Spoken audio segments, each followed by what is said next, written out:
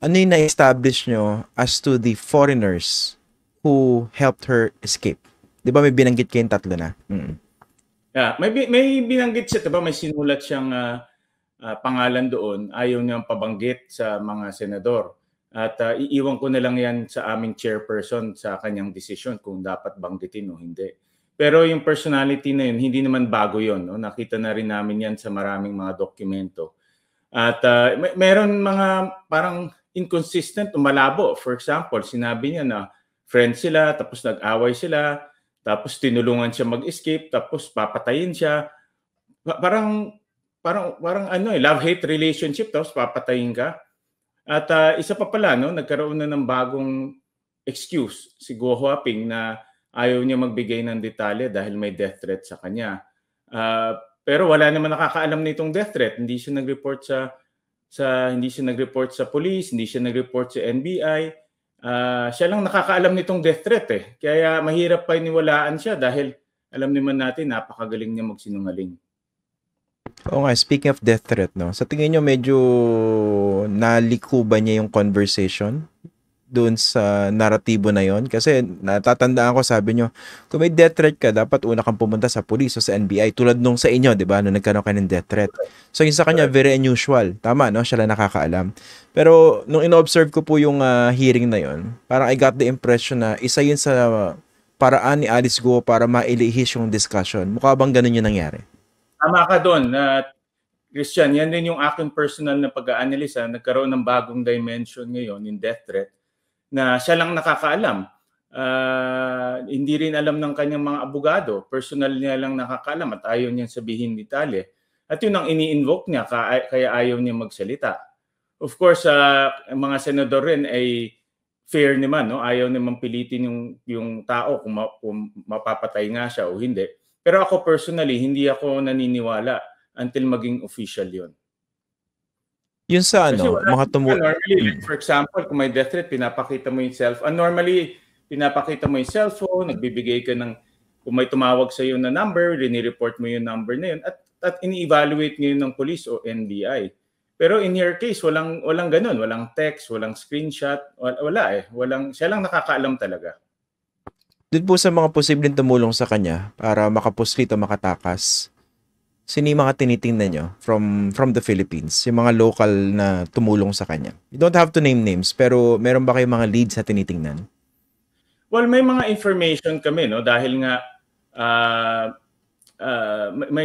hindi pa rin namin binibitawan yung baka nag-eroplano siya. Dahil may bagong information linabas ang NBI na mayroong stamp yung kanyang passport. May July 18, dumating siya sa KL. So typically, pag ikaw ay umalis ng formal channels, ibig sabihin dumaan ka ng airport, itatatakan ng, 'di ba, departure Philippines. Pag land mo ng formal channel sa destination mo, in this case KL, tatatakan arrival KL. Dito, meron siyang arrival KL, ibig sabihin dumaan siya ng formal channels. Pero walang formal departure, walang formal channel yung kanyang departure. Kaya nakakapagtaka 'yon dahil typically yung mga immigration hinahanap yung departure at arrival mo eh. Typical 'yan. O kung hindi, tatanungin ka paano ka pumasok dito. At pangalawa, yung pagdating niya doon ay definitely formal channel yan. Kasi kung nagbarko ka o nag-informal channel ka, walang tatak yun eh. For example, nag-backdoor ka. Typically, backdoor, walang tatak yun eh. Papasok ko na lang doon. So yun, may inconsistency na ganun. But definitely, based on her passport, nakapasok siya sa formal channel, sa immigration ng Malaysia. Yung kwento niya sa yate, mukha bang credible yun? Kasi marami siyang hindi maalala eh. Puro yate, tapos pinipigay niyo pa information sa kanya. Parang it's very unusual na incredible na hindi niya maalala kung saan siya dumaong. Eh, Pilipino raw siya, di ba? Matagal siya sa Bamban Tarlac. Correct. Yun yung mga inconsistency. Kaya nga, nasa detalye yan eh. Madaling magsabi, sumakay ako ng barko, nag-transfer ako, pero malalaman natin sa detalye. For example, ilan yung mga crew na nakausap niya doon. Maganda nga yung tanong ni Senator Rizim, pagkain. No? Minsan, mukhang malayo sa kwento, pero those are the details na magandang malaman kasi pwede mo rin i-corroborate yan sa mga ibang testimonies. Pero sa ngayon, isa sa mga question mark namin ay yung July 18 na pagdating niya sa KL. Ibig sabihin formal channel yan. Ibig sabihin dumaan siya sa formal immigration process ng Malaysia. Ang tanong na lang, paano siya nakarating ng Malaysia from the Philippines? Correct. At yung ba ay airport, yung ba ay seaport, yun ang dinedetermine ngayon ng NBI. Pero sa information na meron kayo, ano ba yung mas likely? Yung yate story niya o dumaan siya sa iba pang paraan? Ako, Christian, ako personally, hindi ko tinatanggal pa yung private plane. May chance rin na nag-private plane siya. For example, ang iniisip ko nga, napuslit siya palabas dito, pero dumaan siya sa formal airport doon through a private plane, kaya natatatakan yung kanyang passport. No? So, hindi ko pa rin inaalis yan. Yung story niya, nandyan, pero hindi ko inaalis pa rin yung possibility na nag-commercial or nag-private plane siya. Yung tinutumbok ni Senator Jinggoy na baka tinulungan siya ng kanyang kaibigan na mayor ng Sual, Pangasinan. Ano yung plano nyo dito sa information na ito? Actually, yung nakuha namin information tungkol kay Mayor Kalugay, iba naman. No? Hindi ko muna ma-disclose ngayon para hindi ma-preempt yung committee. Pero nakakita kami ng more than just romantic relationship between Go Huaping and Mayor Kalugay.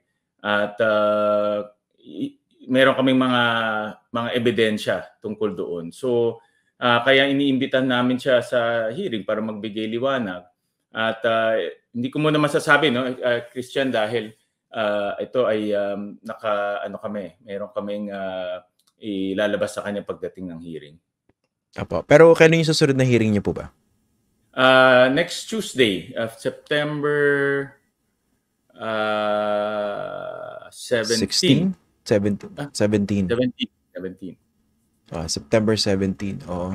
Kasi yun ang mga isang tinitingnan, no? Parang sino ba yung mga tao na tumulong sa kanya para makalabas ang Pilipinas? Correct. Yun yung isang angulo na tinitignan rin natin kung sino pa yung mga tumulong sa kanya. If dumaan siya sa formal channels, then definitely may tumulong sa kanya, hindi lang re-record. Kung dumaan siya sa informal channels, dapat may detalye rin yung informal channels na yun. May mga, like for example, sinabi niya yung boat ride nila from Philippines to somewhere, hindi niya kasi maano kung nasaan, ay sabi nga niya, naka-sunglass sila kahit maaga no? Parang nakakapagtaka yun. And nasa kwarto lang raw sila for 3 days, no? So yeah. parang nakakapagtaka rin yun, to be honest about it. So kailangan ma-probe pa further kung ano yung mga detalye nun.